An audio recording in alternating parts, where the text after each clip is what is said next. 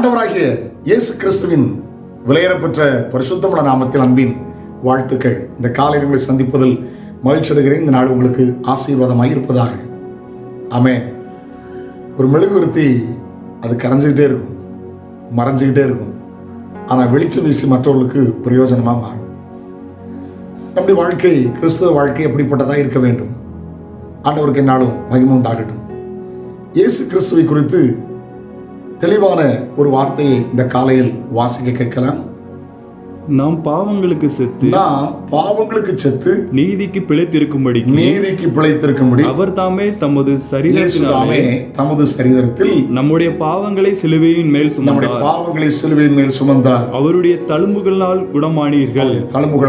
குணமானீர்கள். 1 பேதுரு 2:24. ஆமென். நாம் பாவங்களுக்கு செத்து நீதிக்கு பிழைத்திருக்கும்படி அவர் தாமே தம்முடைய சரீரத்தில் பாவங்களை சிலுவையில் சுமந்தார். அவர் சுமந்ததுனால நம்ம இன்னைக்கு மீட்படைஞ்சிருக்கிறோம். அல்லேலூயா, பிரைஸ் தி லார்ட். நாம் பாவிகளாக இருக்கையில் கிறிஸ்து நமக்காக மரித்ததனால் தேவன் நம்மேல் வைத்த அன்பை அவர் விளங்க பண்ணினார். இந்த மேரி கியூரி அம்மையார் அப்படின்னா கேள்விப்படாதவர்களை நான் சிறு வயதில் படித்திருக்கிறேன். இந்த கேன்சர் வியாதியை இந்த கதிர்வீச்சு மூலம் குணமாக்குறதை கண்டுபிடித்தார்கள். பயங்கர எதிர்ப்புகள் மத்தியில் தான் அவங்க அதை கண்டுபிடிச்சாங்க. ஒரு முறை லேபில் அவங்க ஆசிட்லாம் வச்சுட்டு கொஞ்சம் வெளியே நிற்கும்போது திடீர்னு பார்த்தா அந்த பிப்பட்டில் இருந்து ப்ளூ கலரில் அந்த கதிர்கள் வந்தது. அவங்களுடைய மகிழ்ச்சிக்கு அளவே இல்லை. அதுதான் பின்னாட்களில் கேன்சரை குணமாக்குற ரேடியேஷனாக மாறிச்சு. ஆண்டவருக்கு ஸ்தோத்திரம். ஆனால் நடந்தது என்ன தெரியுமா?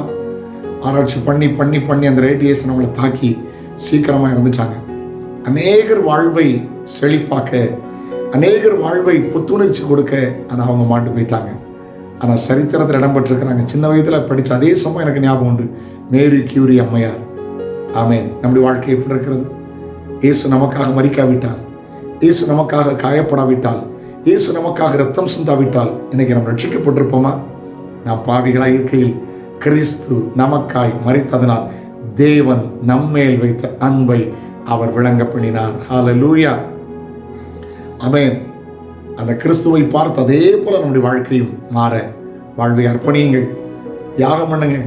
சில நேரம் கரைந்து மறைந்து மற்றவர்களுக்கு வெளிச்சம் வீசுவதை மாறுவோம். மலையின் மேல் இருக்கிற பட்டணம் மறைந்திருக்கப்பட மாட்டாது. நீங்கள் உலகத்துக்கு வெளிச்சமாக இருக்கிறீர்கள். அப்படிப்பட்டலாம் இருங்கள். இயேசுப்பா உங்களை ஆசீர்வதிப்பார். வாழ்க்கையை அர்ப்பணிக்கலாமா?